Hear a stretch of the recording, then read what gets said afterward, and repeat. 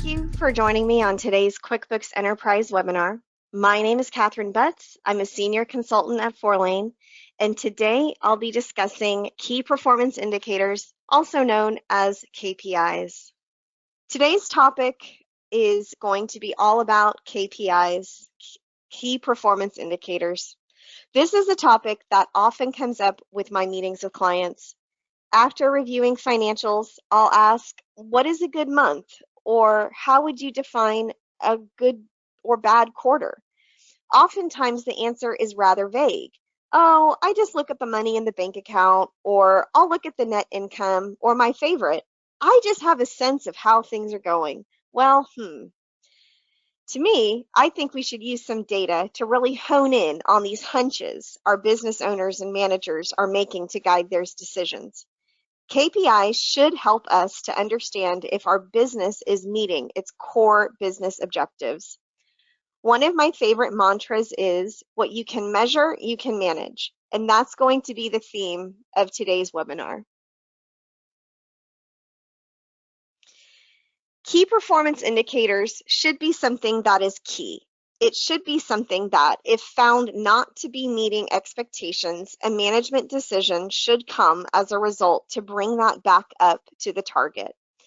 If you're consistently meeting these objectives, you get some nice reinforcements that processes are being followed, and perhaps you can work on some stretch goals to promote growth. You don't need a huge number of these KPIs, but you might design different KPIs to evaluate on a monthly, quarterly, annual basis. And you might have different metrics that apply to different divisions within your company or for specific roles. Selecting meaningful KPIs is an important part of this process. While many KPIs are derived from financial data, that's not the only place where KPIs become relevant. Non-financial KPIs are sometimes referred to as leading KPIs because they are forward-looking. Non-financial KPIs can also help to explain our financial KPIs because they give some context to the number and explain the why of what is happening. These leading KPIs might be qualitative or quantitative, but they can be just as important as our financial KPIs. Think about sales data. How many leads turn into sales? How much of what you sell is to a recurring customer? How many positive Google reviews have you gotten? How many of your customers come from marketing versus referrals? How long is your hold time when your customers call for customer service? That kind of data isn't necessarily in QuickBooks, but it's incredibly relevant for managing your sales and marketing budgets. If you aren't closing sales leads in September, well, then you can predict that the future revenue of your company will be down. For internal metrics, how are you evaluating some of the soft skills of your business? Are you sending out an employee survey to understand employee satisfaction levels with different areas of the business? Do your employees know their number or what metrics define success in their role? Are you tracking employee retention and longevity? Are you tracking your growth path of your team? Does your team know the company's main objectives and how they contribute to that overall big picture? Different industries will track different intangible KPIs, but understanding what these are for your business and what the resulting action will be if the KPI trends away from that desired amount is incredibly powerful. I have a client who does at-home medical testing. They tracked how many test kits were sent out, how many got returned, as well as the processing time on the test results. If test kits weren't returned, well, maybe that's an opportunity to make sure patient instructions are clear and the return instructions are easy to follow. Perhaps they need to send out a follow-up email. If processing time was trending longer than desired, well, maybe that's a reason to acquire more testing equipment and hire more lab techs. My legal clients love to track their wins versus losses. My IT and managed services companies track system downtime and how long it takes to close a ticket. My clients in sales and distribution will track on-time delivery and product reviews. My software developers will report if they're hitting their milestones and on track for their sprints and their bug rates from their code. Retail stores are going to track the amount of time you spend in the store or browsing their web store. Construction companies will track job site accidents. You won't see job site accidents on financials, but you better believe that your site superintendents are keenly aware of that fact. If you've ever gotten a survey after bringing your car in for service or from a doctor's appointment, that company is seeking information for their KPIs on customer satisfaction and generating a net promoter score. If any of those KPIs aren't being met, it's time for management to figure out why and then make some changes. For any industries, there are going to be different ways to define a KPI, and brainstorming these is just one of the conversations I have with my clients when helping them to make better management decisions. The other kind of KPIs that we'll focus on today are our financial or lagging KPIs. These are called lagging KPIs because they're looking back at prior period data. There are plenty of options here for KPIs, and often they'll look at big picture calculations that can be helpful to compare for ongoing periods. You want to track how these numbers trend period over period. Oftentimes, these numbers are easily found within QuickBooks or entered into a simple Excel calculation. Remember, the goal as well is to be able to look at these numbers and determine if we're on or off track in certain areas of the business, and then to take action as a result. Let's begin with looking at some key reports in QuickBooks to explore how they can help us get better insight into our numbers.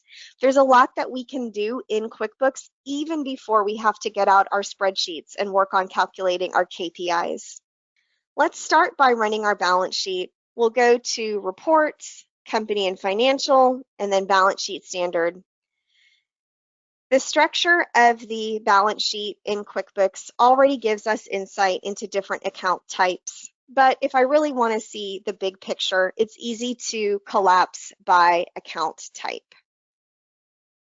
This is helpful when I am wanting to see my current ratio, for example, tracking my current assets versus current liabilities. We'll look at that number a little bit later on. We also have some other features available to us by customizing this report. For example, I can customize and I can look at the previous year, add in dollar and percentage change to be able to compare growth or change period over period. I can also display my columns by quarter, again, looking for trends within a financial year. If I need to expand this range out, I can expand the date range of my report. So what I want to do is I want to be able to take big picture glances at how these numbers are trending over time and determine if that's on or off track. I've structured the chart of accounts of my company file to give me better insight into my financials. One of the ways that I do this is by structuring my chart of accounts into header and sub accounts. This provides me great insight because I'm not looking at tiny little accounts without significant activity. Instead, as you can see, I'm grouping some smaller accounts under larger headers. We'll take a look at this in more depth on the profit and loss. If I come into Company and Financial and run my profit and loss standard, you can see that structure here of my chart of accounts. For example, under my General and Admin, if I collapse up and collapse all of these, I get that big picture reporting here. I don't need to worry too much about the minutia. I just really want to look at those big buckets. I'm going to customize this report and I'm going to add in the percentage of income. I like to see how these accounts stack up against my total revenue. You can see that my goal here with my expense categories is to make meaningful buckets, meaningful expense or cost centers. One of the things that we can note is that our gross profit has a percentage of 46%, That's 46% of my total income. That's going to be our gross margin calculation. We'll see that number come back to us in just a moment. And keep an eye on this 24.9% as our net income or net margin. That number is going to come back to us again as well. If you weren't aware that those numbers could be present on your profit and loss, well, now you are. By looking at the profit and loss on this basis, I can start to see trends of where I'm spending my money. Is my payroll going up in proportion to my revenue? What about my advertising in comparison to revenue as I'm launching new products? How do my overhead costs go up as my head count goes up? How does my revenue go up as I acquire more customers? What's my average sale per customer? It can be so hard to see these trends if my accounts are scattered all over my chart of accounts. So putting them together into bigger buckets on a collapsed chart of accounts with header and sub accounts helps me to better understand what this data is telling me. Here's another way I like to analyze my books. Let's say, for example, that I have just closed the month of April. So I'm going to isolate out just April 1st through April 30th. And April is going to represent 1 out of the 4 months that I've closed in my year. So January, February, March, April. And I'm going to add in my year to date and percentage of year to date. My expectation for my business is that we would be producing pretty close to 25% of the revenue in the month of April, or 1/4 of the months that have elapsed. I'd also expect that some of my more stable overhead expenses like rent, utilities, insurance, maybe even payroll would trend pretty close to that even spread of 25%. On this report, I can see that my advertising is a little bit higher at 39.1%. And I can also see that my travel is a little disproportionately high. Those kinds of insights are going to help me to drill into the data to figure out why my spending may have been a little bit higher than anticipated each month. This might also help with some forecasting or budgeting that I might need to do in the future. This kind of gives me a baseline expectation of what some of the numbers should be if I look at a monthly comparison. Next month, when I run May, which is one of the 5 months that have closed, I'll be looking for a 20% target on my financials, or 1/5. So you can keep that in mind when analyzing your profit and loss. One more note about the chart of accounts before we move away from the profit and loss. You might hear the term EBITDA, which stands for earnings before interest, taxes, depreciation, and amortization. If that is something a bank or investor wants to see in your financials, I recommend using other income and other expenses to categorize that type of activity so it can be separated from your net ordinary income. That's an easy way to present the EBITDA calculations and goes back to our chart of account structures. I want to show you a few more reports and calculations in QuickBooks. So I'll bring another one of my favorite reports, especially for those of you in inventory, manufacturing, distribution. This report is going to be under sales, and it's my sales by item summary report. The last column of this report shows our gross margin percentage for each of our inventory items. One of the things that I'll often do with this report is export it to Excel. I'm going to highlight that last column, column M, for the gross margin. And then I'm going to come up to conditional format, highlight cells less than my target gross margin for my business. In this example, let's say 50%. This is an easy way for me to do a quick analysis of accounts, or excuse me, items that might need some attention. Maybe I need to look at lowering their production costs or increasing sales price to bring that gross margin up to the target.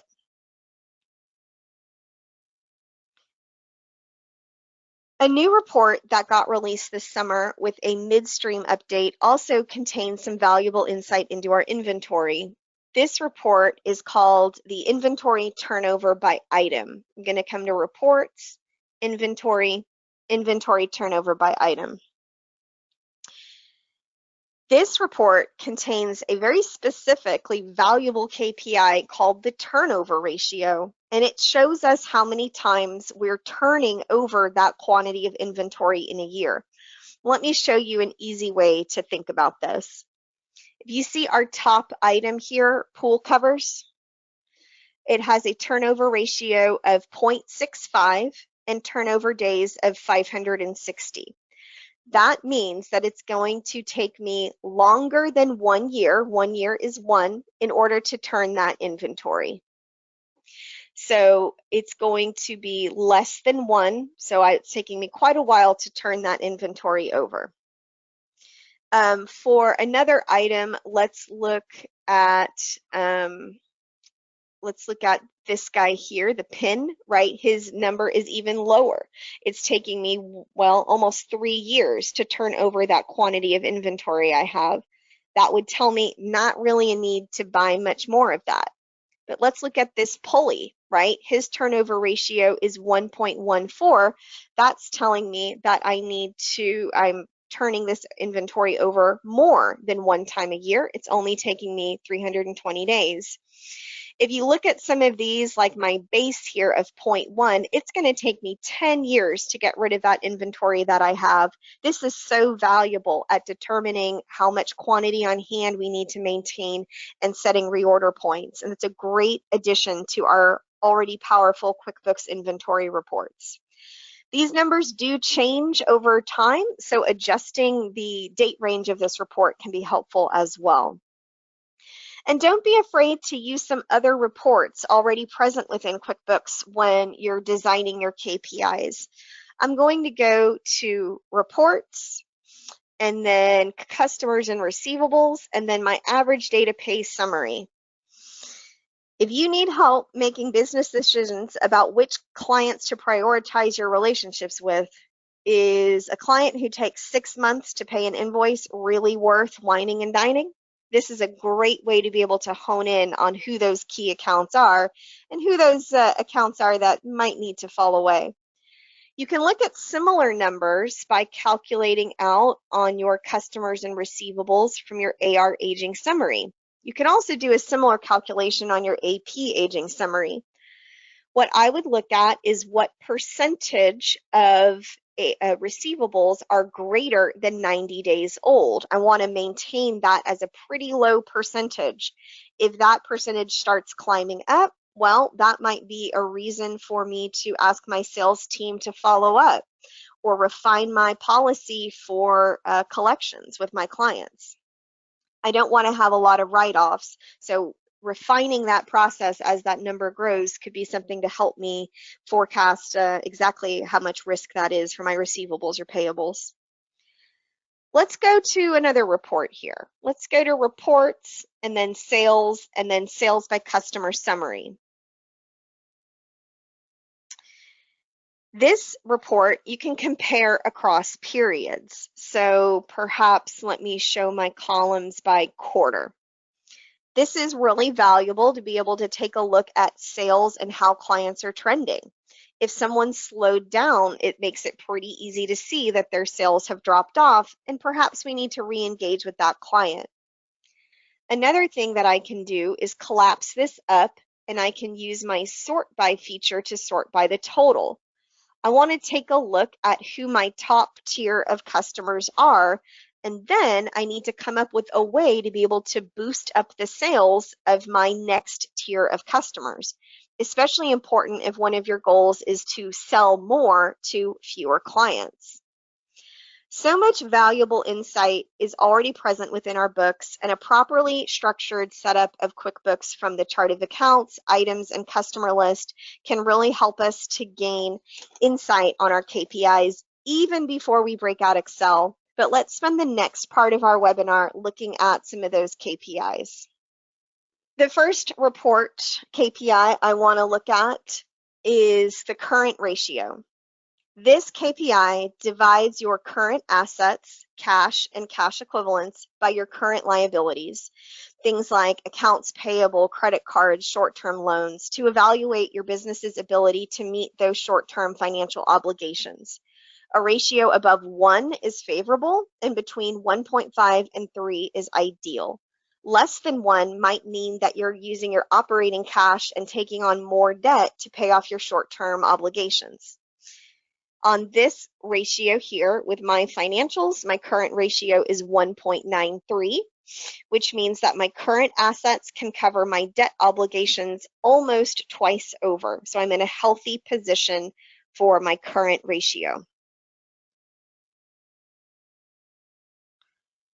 The quick ratio is a variation on the current ratio. It measures your ability to cover your short-term financial obligations or liabilities with assets that can quickly be converted to cash without diminishing value.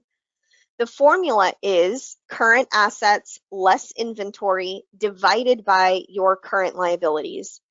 For example, we are at 0.83 in this sample file. We are not quite meeting that expectation between 1.5 and 3.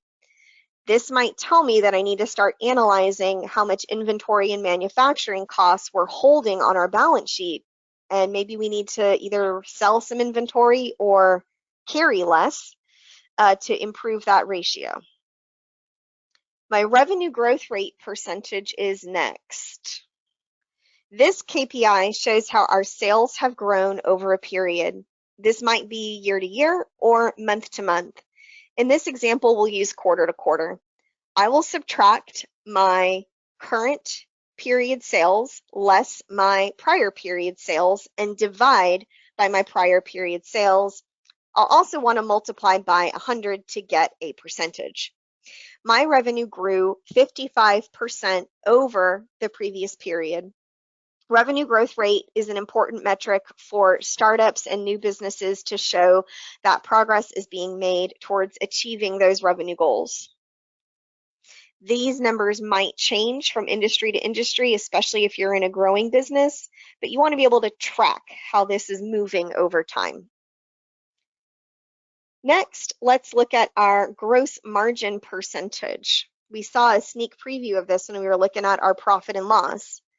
Gross margin looks at our gross profit divided by sales, and then we multiply by 100 to get a percentage.